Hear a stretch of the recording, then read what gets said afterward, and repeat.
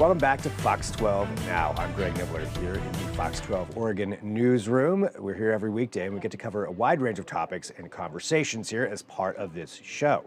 Right now we're covering, well, a few different things with this subject. We're going to be talking about the history of Portland Fire and Rescue. We're going to be talking about the Lone Fir Cemetery and in particular a firefighter who passed away over 100 years ago, whose grave went unmarked, has now been found, and is going to have a ceremony on Memorial Day. That's a whole lot I just threw at you. We're going to break that down here for you a little bit more because I've got our special guest joining us, Don Porth, who is a Portland fire historian. And Don, great to have you here on the show with us. And there's so much that I just talked about right there. Before we get into all that, would you mind telling us just a little bit about yourself and, how you really got into being probably the preeminent historian of the Portland firefighters? Sure. Well, I spent a career as a firefighter, actually 31 years as a uniformed firefighter. I spent 27 years with Portland Fire, and in retirement, I've continued to do some work with our historical things. A lot of the information that we had was locked away in the windowless room for decades, and I guess I simply opened the door and started going through it, and it's quite compelling and interesting things, and it's such a wonderful story. Portland Fire and Rescue began in 1853, so for the last 172 years, its story has been interwoven with everything that's happened in the city. So it's not that I was ever a big history buff, it just sort of fell in my lap, and I'm the kind of person that once I start making a list or a finding, I really can't be satisfied until I finish it. So this is one of those great steps to take 3 graves that were previously marked unknown and be able to put a name and a person to those, because those are important stories. I mean, as you said, you opened the door, so it's you who is doing this, and this story here with these unmarked graves. So we're talking about the Lone Fir Cemetery. Can you give us, the basics and the lead up to what transpired as far as what these graves were and what it was that you found out? Yeah, so you got to begin with the fact that Lone Fir Cemetery was the first burial there was in 1846. It was actually the back corner of someone's property that became a cemetery officially in 1855. And so it has changed hands, the care and ownership. So normally cemetery records would list who these people are, what they know about them, the dates and everything else. But with changing hands so many times, catastrophic events happening in the cemetery, such as wildfires that would wipe out markers and so on, things get lost over time. And so in 1862, there was block number 5, the 5th block in this 30.5-acre cemetery, was actually dedicated to Portland firefighters for exclusive burial. And Metro still honors that today. They're currently the caretakers of the entire Lone Fir Cemetery and a network of historic cemeteries in Portland. And so a lot of the records were not very accurate. In fact, just the grave markers alone that were in the space, there were some 29 of them missing. Now, most had sunken into the ground and sort of disappeared. If you don't caretake these, if you don't edge them, the grass creeps over, the ground gets soft in the winter, and it sinks into the ground.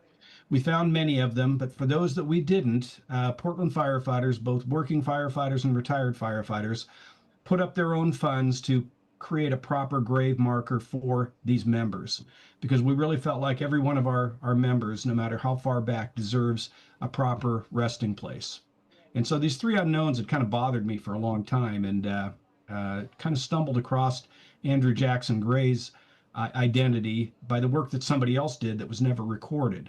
But that inspired myself and someone that was helping me, a good researcher for the cemetery, to do more work, and we uncovered 2 others that had previously been marked unknown, and now we know, and we're having the markers made for them, and we're going to uncover the Andrew Jackson Grays on Memorial Day. We just thought it was a fitting time. We just had it installed recently and thought this is a great way to expose the story and be able to tell that to people like you. When we're talking about these unknown graves that are there in the cemetery, what are the steps that you have to take to try to identify them and match them up with, these people who passed away over 100 years ago? Well, we have some advantages in that if they were a Portland firefighter, there is some record of who they are and where they worked. So that was one verification. Another would be newspaper articles about how they may have met their demise, or obituaries that would, in the old days, would give quite a bit of detail. And then third would just be just some details about the cemetery. So let's take Andrew Jackson Gray, for example. We could look up in the Fire Bureau records and see that he certainly was a Portland firefighter. Um, when we found his grave identified by the block number, the lot, and the grave number, we realized we've cataloged everyone else in this site except for three unknowns, and he wasn't one of them. So if this record was in fact true, then he had to be one of those three graves. Additionally, the record showed that he was part of Protection Engine Company number 4.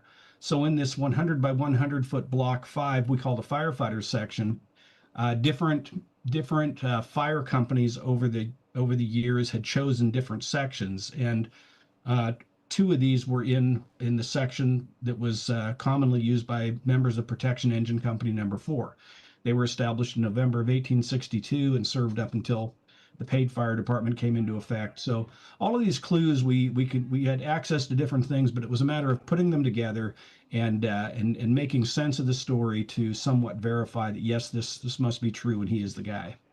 What when you're talking about this, and all of this work that it took to get into that, what does it mean for you as a veteran of Portland Fire and Rescue, and just talking about this massive history of this organization, what it means for the city to be able to provide this new burial and this marker for this person who passed away over 100 years ago?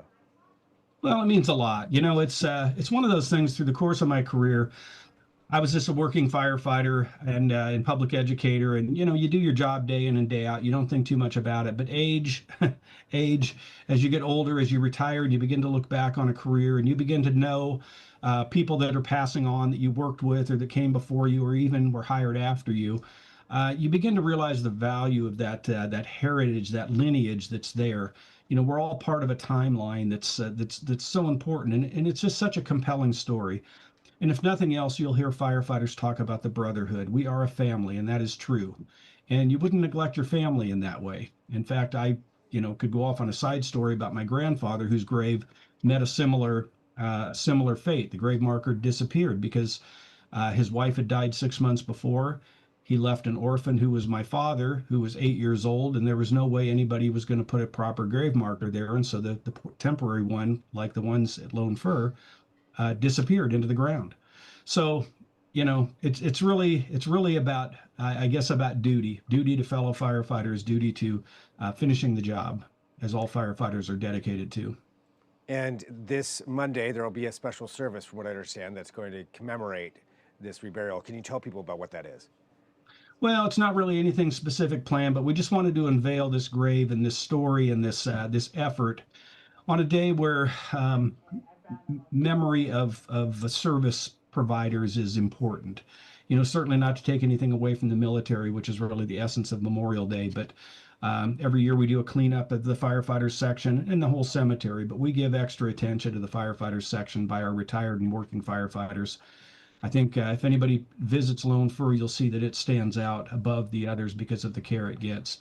And it just seemed like a fitting day because we had just gotten this put together to be able to share this story when stories like this carry a little bit extra meaning. A person like yourself finds something like this and is willing to share it on a larger scale. We could certainly gather a small group around and do this, but it's really a great opportunity to share the greater story. And if nobody's ever been to Lone Fir Cemetery, it is an incredible place.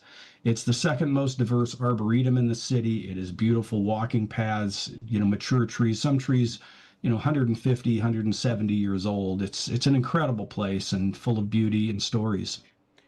Absolutely. I could talk about that for hours, just walking through that cemetery and seeing the history there, the history of the city, even the street names, of Yeah. people who are buried there. But this firefighter section being one of those. And a quick question, just before we wrap up here, you mentioned the other two unknowns. Have you been able to identify those two as well? We have, and they were kind of complicated stories. One guy was Henry Meyer. He actually was a firefighter and a chief officer with East Portland Fire Department. So in the early days, East Portland was a completely separate city than Portland.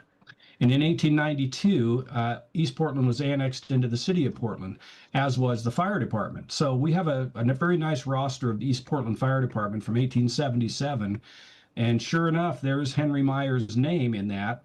And in his obituary, we find the names, all the pallbearers were also on that roster from 1877. Now, Henry Meyer died in, what was it, 1908. And so the cemetery had nothing more than a note that said someone may have been removed from this grave site. That's all we knew. Well, when we did a little deeper digging with Henry Meyer, we found out that he was currently buried at Lincoln Memorial Cemetery up on Mount Scott. And he was buried there in, I forget what the date was, 1928. It happened to be 6 months after his wife passed away. And apparently he was exhumed from Lone Fir Cemetery and moved up to Lincoln Memorial to be with his wife. So that put all the pieces of the story together when we talked to Lincoln Memorial, and they confirmed all these different pieces that he must have been in that spot. So I asked Lone Fir, I said, do you reallocate a grave? Do you give it to someone else? And they said, well, typically it maintains the identity of who had been there, even if they've been removed. So that's what his marker will be. It will explain that he was moved to Lincoln Memorial, but this site still carries his special identity. And that's especially important in the firefighters section where, these people choose to be here for their identity. I mean, we've had members that were eligible to be at Willamette National Cemetery, Ted Hahn, for example, but he wanted to be buried in his fire department dress uniform in the firefighter section of Lone Fir. That was his choice, even though he had others. And that's how special the job was to him throughout his career. Well, thank you for all that you all do in that family of firefighters, and just what you guys have done, and what that organization has done for 170 years, I think you said, something like that. 172 and a half years. 172 and a half years. Well, it's such an incredible story, and thank you for sharing that with us too, and being able to do this. And in the spirit of thank yous, I really want to thank the greater Portland community for stepping up to bat for Portland Fire and Rescue when talks of station closures and things were in the current budget, because I understand those have been rescinded and different budget cutting measures will take place. Because really, it's one of those things where sometimes the public doesn't appreciate the firefighters are there all the time, every day, every hour, every minute of every day until they're needed. And so for the public to step up and create a change in the city's administrative decisions to make cuts in services and such really means a lot, and speaks a great deal of Portland's service as a public safety agency. Well, John, thank you, for joining us here. I appreciate your time and just a conversation in this, and all the work that went into to make this right and to get that history there. So thanks, Dom. Thanks for joining me here on Fox 12 Now. Yeah, anytime, Greg. There's a whole kinds of stuff to talk about, so anytime, just give me a ring. I like it. We will. All right. Take care. Thanks, man. And for everybody watching, we need to take a quick break. We still have more here in this next half hour. We've got another guest who's going to be joining us as well. If there's breaking news, I'll have that for you. But we continue on here in hour 3 of Fox 12 Now, right after this.